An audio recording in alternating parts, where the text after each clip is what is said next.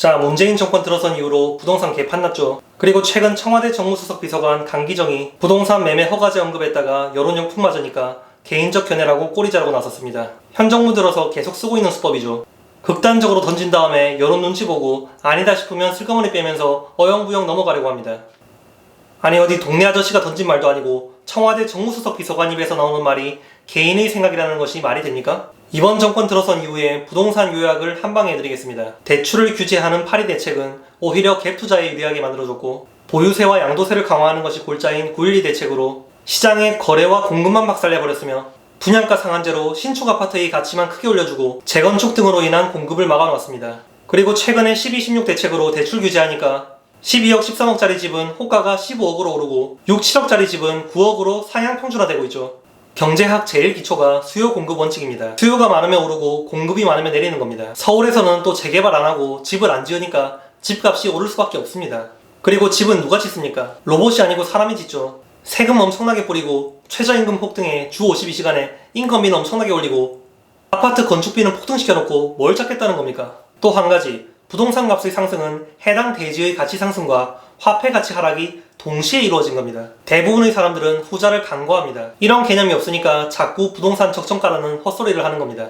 화폐 가치에 있어서 적정가는 없습니다. 바닥도 없습니다. 시간이 갈수록 화폐 가치는 하락하게 현재 시스템에서는 설계되어 있습니다. 예를 들어서 압구정 현대아파트가 1975년에 분양가가 평당 28만원이었습니다만 지금은 평당 7천만원 가까이 합니다.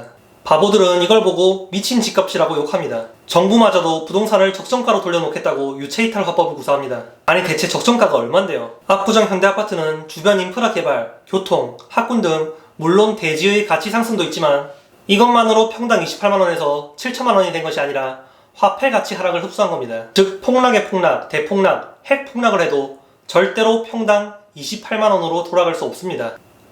평당 1000만원으로도 돌아갈 수 없습니다. 새우깡이 다시 100원에 팔리지 않는 것과 마찬가지입니다. 그러면 새우깡은 13배밖에 안 올랐는데 부동산은 왜 이렇게 많이 올랐냐고요? 부동산은 일반 재화가 아닙니다. 현대 통화 시스템은 달러 기축 명목화폐 시스템이고 계속 확대되는 통화량은 결국 흡수될 것이 필요합니다.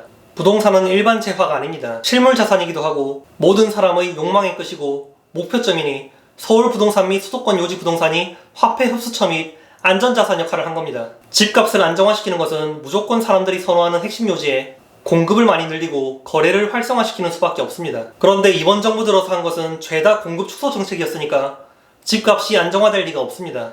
서울에 공급 없이는 어떤 대책을 내놔도 부동산을 안정화시킬 수 없습니다. 그리고 대출 규제는 LTV를 하는 것이 아니라 DTI만 규제하면 됩니다. 그리고 그게 글로벌 스탠다드입니다. 그런데 지금은 LTV를 강하게 규제하니까 충분히 상환 능력이 됨에도 불구하고 물려받은 재산이 없는 사람은 집을 못 사는 겁니다. 인구가 줄어들어요? 뭐 집이 지금도 많아요? 사당역에만 퇴근 시간에 가봐도 수원으로 퇴근하려고 줄이 몇백 미터는 서는데 이게 다 서울의 진입 대기 수요입니다. 그리고 당연히 사당역뿐만 아니라 서울 전역에서 위성도시로 퇴근하려고 퇴근 시간에 버스 및 지하철이 난리가 납니다. 이게 다 대기 수요인데 무슨 집이 지금도 많다는 겁니까? 그리고 위성도시뿐만 아니라 서울에서 전월세 사는 사람들조차도 다 대기 수요입니다. 자, 그리고 보유세 내게 하면 집값이 잡힌다고요? 진짜 질리지도 않고 희망회로 돌립니다. 지금까지 집 안 산 그 머리에서 나온 생각이 또 정답이라고 굳게 믿고 삽니다. 보유세 인상은 오히려 전월세입자에게 100% 전가됩니다. 오른 집값이 무주택자가 주택 구입할 때 부과되는 것과 같은 원리입니다. 보유세 때려 박으면 어떤 상황이 벌어질까요? 그냥 제발 한 번만 반대로 생각을 해보세요. 어느 누구도 손해보는 장사를 하려 하지 않습니다. 월세를 주는 입장이라고 생각하면 멍하니 보유세 그냥 때려맞고 가만히 있을 겁니까? 당연히 세입자에게 전가합니다. 보유세 인상분만큼 월세가는 폭등하게 됩니다. 그러면 전세는 어떻게 되느냐? 전세를 주고 있다면 보유세가 상승할 시 전세의 이점은 사라지게 되고 여력되는 사람들은 월세나 전월세로 전환할 방법을 강구하게 됩니다. 전세 공급이 급격히 줄어든다는 얘기입니다. 그에 반해서 어차피 무주택자 전세 수요는 많고 전세자금 대출은 펑펑해주니까 전세값이 폭락하지도 않습니다. 보유세 인상으로 오히려 전세가 폭등합니다. 그리고 집을 매도할 사람도 지금까지 보유세 낸 만큼 집값에 포함시키려고 합니다. 부동산에 부과된 세금은 오히려 집값 상승을 자극하는 요소라는 겁니다. 그리고 일부의 보유세를 감당 못하는 하우스푸어들이 집을 팔았다고 칩시다. 그렇다고 감나무 밑에서 감 떨어져라 기다리고 있는 전세입자가 집을 살 수 있을까요? 감 떨어져도 입에 안 떨어지고 대가리에 떨어집니다. 그 전세입자가 집을 샀을 때도 막대한 보유세를 부담해야 합니다. 막상 집 사보세요. 남이 보유세 내는 건 좋고 자기가 내는 건 또 싫죠. 그리고 지금 전세 자금만 펑펑 빌려주고 집 살 때는 대출 다 틀어막아놨는데 대체 어떻게 산다는 겁니까? 그럼 또 여러분 생각과는 다르게 현금 부자만이 집을 살 수 있게 되고 오히려 부익부 빈익빈이 더욱 공고화되어 이제 계층이동 사다리는 없는 사회로 간다는 겁니다. 이미 서울은 현금 부자들 리그가 된 거 안 보이십니까?